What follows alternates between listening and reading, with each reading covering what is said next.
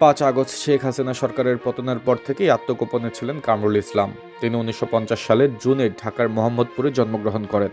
ঢাকা বারে যোগদানের মাধ্যমে আইন পেশা শুরু করেন। পরে বাংলাদেশ সুপ্রিম কোর্টের আইনজীবী হিসেবে যোগদান করেন। 1996 থেকে 2001 সালে দায়িত্ব পালন করেছেন ঢাকার পাবলিক প্রসিকিউটর হিসেবে। 1969 সালে ছাত্রলীগ নেতা হিসেবে বাঙালির মুক্তির সনদ 6 দফা ও 11 দফা ভিত্তিক গণ আন্দোলনে অংশ নেন মোহাম্মদ কামরুল ইসলাম। 75 পরবর্তী সময়ে তিনি ঢাকা মহানগর আওয়ামী লীগের নেতা হিসেবে স্বৈরাচার বিরোধী আন্দোলনে ভূমিকা পালন করেন। 2008 সালে অনুষ্ঠিত জাতীয় নির্বাচনে কামরুল ইসলাম ঢাকা 2 আসন থেকে আওয়ামী লীগের হয়ে সংসদ সদস্য হন। এই সময় তিনি আইন, বিচার ও সংসদ বিষয়ক মন্ত্রণালয়ের প্রতিমন্ত্রী হিসেবে দায়িত্ব পান। 2014 সালে অনুষ্ঠিত 10ম সংসদ নির্বাচনে একই এলাকা থেকে বিনা প্রতিদ্বন্দ্বিতায় সংসদ সদস্য হন। 2014 সালে তিনি খাদ্যমন্ত্রী হিসেবে দায়িত্ব লাভ করেন।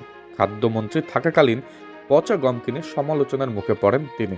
কামরুলের বড় ভাই আজিজুল ইসলাম, যিনি মুক্তিযুদ্ধকালে নেজামে ইসলামী পার্টির কেন্দ্রীয় প্রচার সম্পাদক ছিলেন এবং ঢাকায় প্রথম শান্তি কমিটি গঠন করেন।